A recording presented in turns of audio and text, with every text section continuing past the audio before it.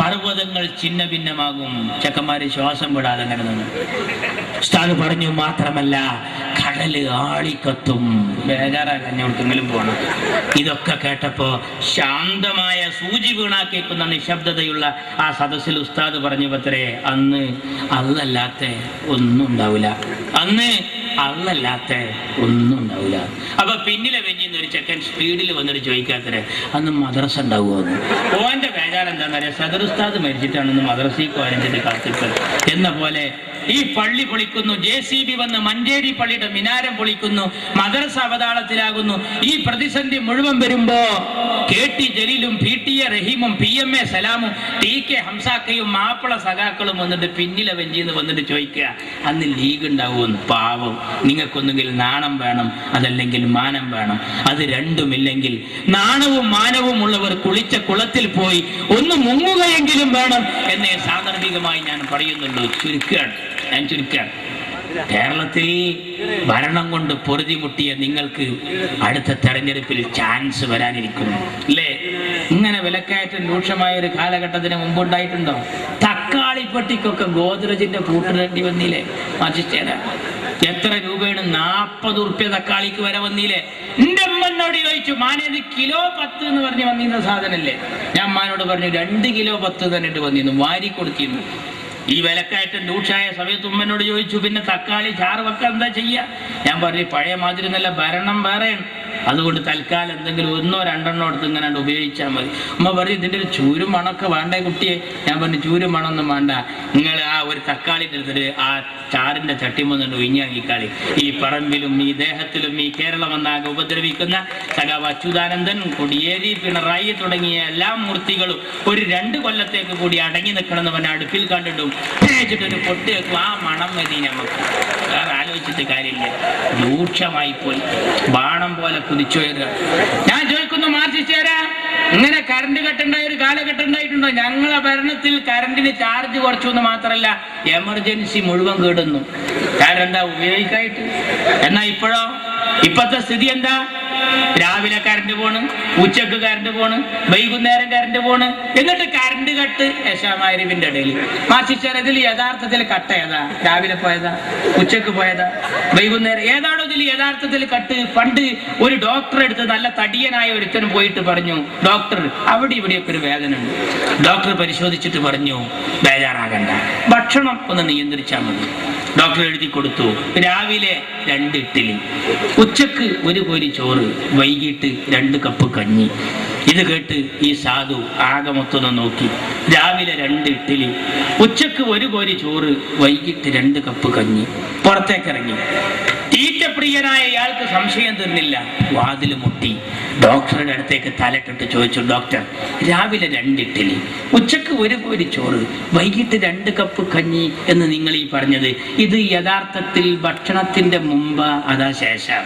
അതിനുള്ള ഭക്ഷണം മാറ്റിച്ചേരാ. രാവിലെ കറണ്ട് പോണ്, വൈകുന്നേരം കറണ്ട് പോണ്. എന്താ സ്ഥിതി? ആലോചിക്കണം സുഹൃത്തുക്കളെ. ഇവർക്ക് കഴിയില്ല. മാറ്റിച്ച് പാട്ടിക്കാർ റോഡൊന്ന് നന്നാക്കിക്കൂടെ? എന്റെ മുനീർ സാഹിബ് ആ റോഡ് നന്നാക്കിയപ്പോഴാണ് ഒരു വിദേശി വന്നിട്ട് ചോദിച്ചത്, ആരാണ് ഇവിടുത്തെ പൊതുമരാമത്ത് മന്ത്രി? ആ റൂമിൽ അതാ അനക്സിന്റെ വാതിൽ മുട്ടി. സൂര്യപ്രഭ പോലെ അത്തോളിയിലെ മുത്ത് CH പുന്നാര മോൻ മുനീറിന്റെ കടന്നു വന്നു.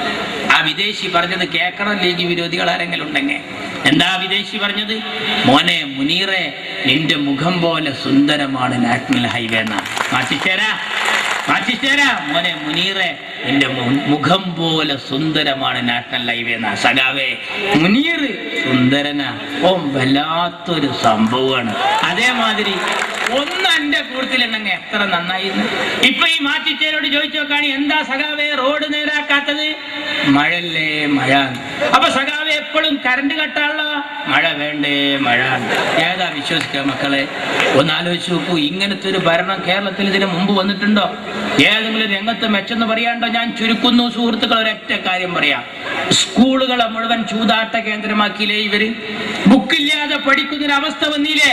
പരീക്ഷക്ക് പോണ മക്കൾ ചോദിച്ചു, ഞങ്ങൾ ഇതുവരെ ബുക്ക് കണ്ടിട്ടില്ല, പരീക്ഷ എഴുതണം, എന്താ എഴുതുകയാണ്? ഞാൻ പറഞ്ഞു, ധൈര്യമായിട്ട് പോയിക്കോളി, പെന്നിൽ മഷി ഉണ്ടോ, നമ്പർ ഇടുക, 1 2 3 4. ബുക്ക് വന്നിട്ടില്ല, വരൂല്ല, കിട്ടിയിട്ടില്ല, കിട്ടാൻ സാധ്യതയില്ല. ഇത്ര റാഹത്തുള്ള പരീക്ഷ അടുത്തൊന്നും വരില്ല, ഞങ്ങൾ ധൈര്യമായിട്ട് പോയിക്കോളി. ഇപ്പൊ എന്താ സ്ഥിതി എന്നറിയങ്ങള്? ഏത് ഓഫീസിൽ ചെന്നാലും ലോട്ടറി ടിക്കറ്റാണ്. പഞ്ചായത്ത് മെമ്പർ എന്ന നിലയിൽ കുറ്റിപ്പുറത്ത് ഞാൻ ഈ തെങ്ങ് തടം തുറക്കുന്നതിനും വളത്തിനൊക്കെ എൻ്റെ നാട്ടുകാർക്ക് എഴുതി കൊടുത്തു. ഇത് പാസ്സായി കൃഷി ഓഫീസിൽ നിന്ന് വളം വാങ്ങാനും കാശ് വാങ്ങാനും സബ്സിഡി വാങ്ങാനും ഈ തള്ളാനൊക്കെ പോയി.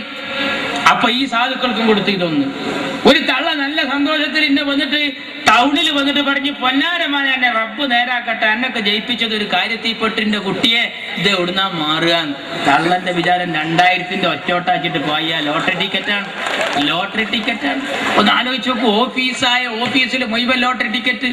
സ്കൂളിലേക്ക് കൊടുത്തിരിക്കുന്നു സ്പോർട്സ് ലോട്ടറി, സാന്ത്വനം ലോട്ടറി, ലക്ഷം വീട് ലോട്ടറി, മാഷ്മാരെ കയ്യിലൊക്കെ ലോട്ടറി. വരാന്തേ കൂടിയ ഇന്നത്തെ കേരള നടക്കുക. ഇങ്ങനെ എല്ലാ ലോട്ടറി നഷ്ടത്തിലായപ്പോ സ്കൂളിലേക്ക് കൊടുക്കുക. അങ്ങനെ നഷ്ടം വന്ന ഖാദി ബോർഡ് നഷ്ടത്തിലാന്ന് അറിഞ്ഞപ്പോഴാ മന്ത്രി ഓർഡർ ഇട്ടു. അച്യുതാനന്ദൻ ഉടനെ അതിന് ശരിയിട്ടു. എന്തായിരുന്നു ഓർഡർ? പഞ്ചായത്തിലേക്ക് വന്നു. രക്ഷിതാക്കളെ എതിർപ്പുകൊണ്ടപ്പോ വരാത്തത്. എന്തായിരുന്നു അത്? ഖാദി ബോർഡ് നഷ്ടത്തിലാന്ന് പറഞ്ഞപ്പോ 2 ദിവസം ഖദർ വസ്ത്രം യൂണിഫോമായി സ്കൂളിൽ ധരിക്കണം. നോക്കാൻ നിങ്ങൾ നഷ്ടം വന്നതൊക്കെ സ്കൂളിലേക്ക് കൊടുക്കുക. ഇങ്ങനെ പോയാൽ ആ ദിനേശ് വീടി നഷ്ടത്തിലായ എന്താകും സ്ഥിതി? ഹെഡ്മാഷ് പോയി 2 ബണ്ടല് വീടി വാങ്ങിക്കൊണ്ടിരുന്നു, സ്കൂളിലാണ്ട് കൊടുക്കും. അങ്ങനെ നമ്മളൊക്കെ സ്കൂളിന്റെ അടുത്ത് പോയി നോക്കിയാൽ കാണാം 7 ബിന്നും 8 സിന്നും 50 എഫ് എന്നൊക്കെ ഒരു പുക ഇങ്ങനെ കൊണ്ട്. എന്താ സംഭവം എന്ന് ചോദിച്ചാൽ, ഈ പീരീഡ് ദിനേശ് പീഡിയ മക്കളെ കുടി പോയിട്ട് 5 വക്തിലും തോരുന്നോളി, ബീവറേജ് കോർപ്പറേഷൻ നഷ്ടത്തിലാകാതിരിക്കട്ടെ. അതും കൂടി നഷ്ടത്തിലായ നമ്മളെ മക്കളൊക്കെ കാട്രായി അടിച്ച് വരുന്ന വരവൊന്ന് ആലോചിച്ചോക്കാൻ. ഒരു ഭരണം എന്തിനു പറ്റും? പാടത്തും പറമ്പിലും പാടുപെട്ട് പണിയെടുക്കുന്ന പട്ടിണിപ്പാവങ്ങളെ പല തവണ പലതും പറഞ്ഞ് പറ്റിച്ച പാരമ്പര്യമുള്ള പാർട്ടിയായ ഈ കമ്മ്യൂണിസ്റ്റ് പാർട്ടിയെ ഒരു പാഠം പഠിപ്പിക്കാൻ പാണക്കാട്ട തങ്ങളും പാണ്ടിക്കടവത്ത് കുഞ്ഞാലിക്കുട്ടിയും നയിക്കുന്ന ഈ പടയണിക്കൊപ്പം നിൽക്കുക. അള്ളാഹു അനുഗ്രഹിക്കട്ടെ. അസ്സലാമു അലൈക്കും. ജയ് മുസ്ലിം.